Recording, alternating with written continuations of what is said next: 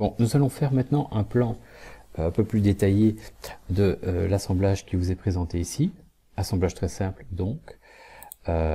Il faut donc, pour faire la mise en plan, simplement ouvrir une feuille de mise en plan. Une fois que c'est fait, il faut choisir le format. Donc là, j'ai choisi un format A4.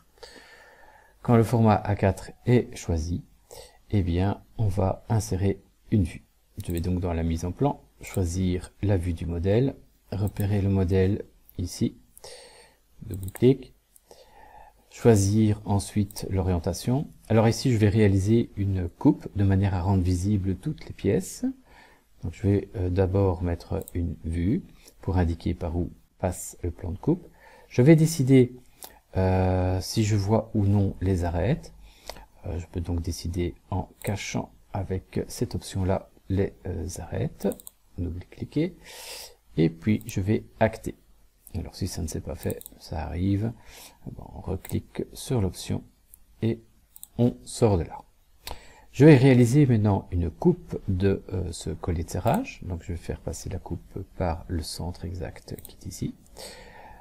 J'acte. Je vais ensuite décider de ce que je vais couper. Je vais faire OK pour le moment. Je ne vais pas exclure la visserie expressément, on va voir tout de suite pourquoi. Je fais OK, voilà, et je choisis le côté où je veux mettre ma coupe. Je décide de nom de notre vue. Il suffit que j'ai d'autres plans où j'ai déjà un label A, mais c'est pas grave. Je fais donc oui. Je vais pouvoir mettre ça à un autre endroit. Voilà qui est fait. J'acte donc les notes. Et voilà qui est fait. Alors, à tout moment, vous pouvez rééditer la coupe. Voilà. Et dans cette coupe, vous pouvez décider si vous affichez ou non les arêtes cachées. Donc, on l'a déjà vu. Et surtout, vous avez d'autres propriétés. Certaines étaient proposées d'ailleurs à la création. Il y en a une qui est intéressante, c'est exclure à la coupe certaines pièces. Donc, nous allons regarder cela, étendue de la coupe. Je pourrais soit dire exclure la visserie, du coup les éléments visserie ne seront pas coupés, ou bien ici je ne veux en fait ne pas couper ni la vis ni l'écrou. Ça c'est les pièces qu'on ne peut en général jamais couper.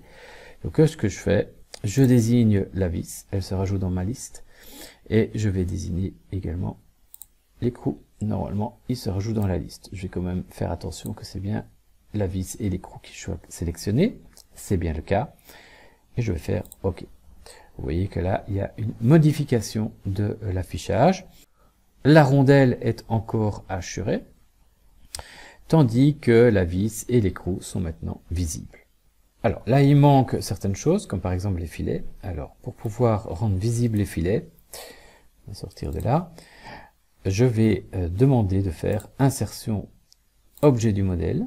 Alors faites attention, parfois l'option cote est active, donc désactivez-la si elle est active, elle doit ne pas être grisée, et vous cochez sur l'option ici, représentation de filetage.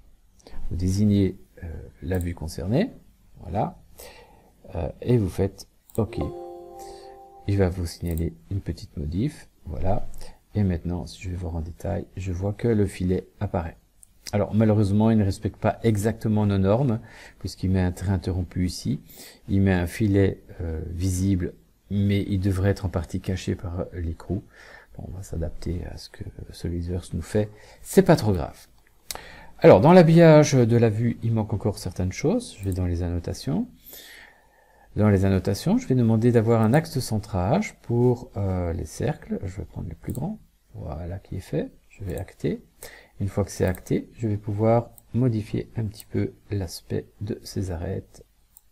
Enfin, c'est pas vraiment des arêtes, des traits mixtes. Je le mets donc à la longueur qui me convient. Et j'acte quand je suis satisfait. Nous allons voir également les vues de détail, si vous voulez voir en détail comment ça se présente dans une certaine zone avec une échelle plus importante. On va dans mise en plan. On va faire une vue de détail. Voilà qui est fait. On va indiquer la zone du cercle, c'est le centre du cercle, parce que ici c'est sur base d'un cercle qu'on peut faire le zoom. Donc voilà, j'agrandis mon cercle, hop, OK. Et une fois que c'est fait, je spécifie que c'est un cercle, pour le moment c'est ce qui est actif. Je vais lui donner une lettre, on va mettre B puisqu'on a déjà une coupe à A. On va également demander que le contour soit intégral. Pour le moment on ne voit pas le cercle complet devant le zoom, donc on va faire un contour intégral. Voilà, ici c'est fait. Et je vais les positionner dans le voisinage. Voilà, il est à l'échelle 1 sur 1, je peux éventuellement changer évidemment cette échelle, c'est par exemple à l'échelle 2 sur 1, ce serait plus logique pour un détail, donc là on peut le choisir à tout moment, hein. Il suffit de réactiver par la suite. Décider ce qu'on veut voir également, arrête caché ou pas arrête caché. Et j'acte quand je suis satisfait. Vous remarquez que là les filets n'y sont pas, et donc si vous voulez voir les filets, vous devez refaire insertion, objet du modèle, cocher c'est déjà actif, désigner donc notre détail, voilà, et je sors de là.